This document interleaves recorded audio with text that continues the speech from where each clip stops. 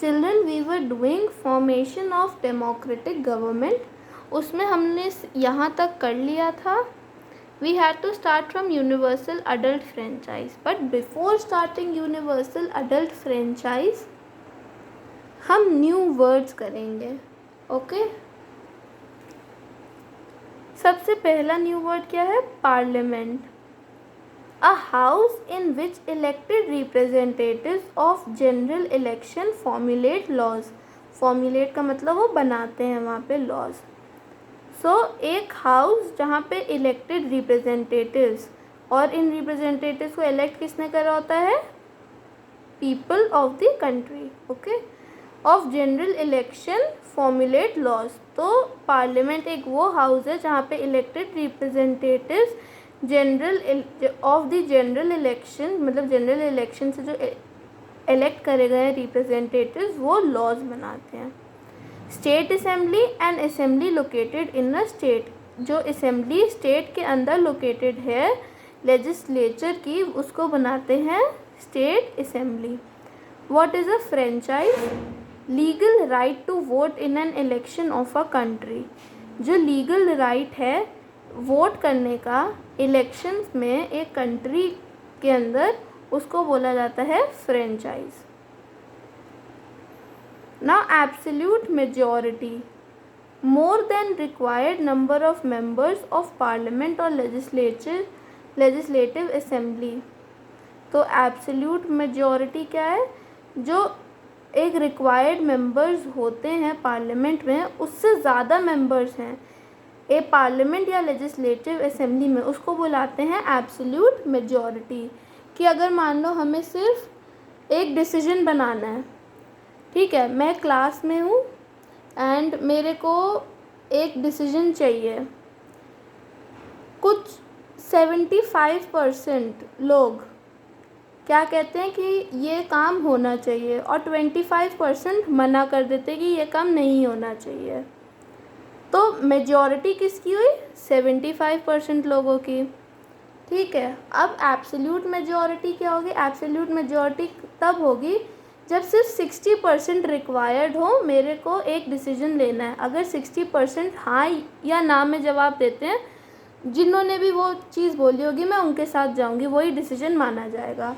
पर यहाँ पे तो 75% लोगों ने हाँ कह दी, तो ये हो गई एब्सोल्यूट मेजॉरिटी की. कुछ चाहिए तो 60% ही थी, पर हमें मिल कितने वोट येस में मिलने? 75%. तो उसको बोला जाएगा एब्सोल्यूट मेजॉरिटी, क्योंकि वो मोर देन रिक्वायर्ड नंबर है मेंबर. ओके, अब अगर हम इधर देखें, that was just an example. यहाँ पे देखें तो मोर than required number of members of parliament और लेजिस्लेटिव असेंबली. अब रिक्वायर्ड नंबर से ज़्यादा मेंबर्स हैं पार्लियामेंट या लेजिस्लेटिव असेंबली में, उसको बोला जाता है एब्सोल्यूट मेजॉरिटी. सिंपल मेजॉरिटी क्या होती है? A party having the largest number of elected members. जिस पार्टी के सबसे ज़्यादा इलेक्टेड मेंबर्स हैं उनको बोला जाएगा simple majority. Okay, now coming to constituency, an area for which the election is going to be held. एक एरिया जहाँ पे इलेक्शन हेल्ड होगा उसको बोलेंगे constituency. Now we have done 1 2 3 4 5 6 new words. And आप देख रहे हो ये बहुत ज़्यादा टेक्निकल टर्म्स आते हैं, कीवर्ड्स आते हैं इसमें. ठीक है, आप कीवर्ड्स में मिस आउट नहीं कर सकते हो. Like in absolute majority, more than required number of parliament और legislative assembly. Okay, simple majority में क्या कीवर्ड है? That it a party having largest number of elected members. आप इलेक्टेड वर्ड पे आप छोड़ नहीं सकते, आप इसको खा नहीं सकते हो. अगर आप पूरी डेफिनेशन लिखोगे तो आपको उसके की पॉइंट्स भी याद रखने पड़ेंगे. ओके, सो आपको ये न्यू वर्ड्स बाय हार्ट याद करने पड़ेंगे, मतलब बहुत अच्छे से याद करने पड़ेंगे, क्योंकि आगे जब ये टर्म्स आएंगे चैप्टर में तब मैं बार बार एक्सप्लेन नहीं करूँगी. मैं चाहूँगी कि आपको पहले से पता हो कि इन वर्ड्स का क्या मतलब होता है. Now coming to election manifesto, a document issued by a party before an election which contains the party's policy and programs in future. तो इलेक्शन मैनिफेस्टो किसको बोलते हैं?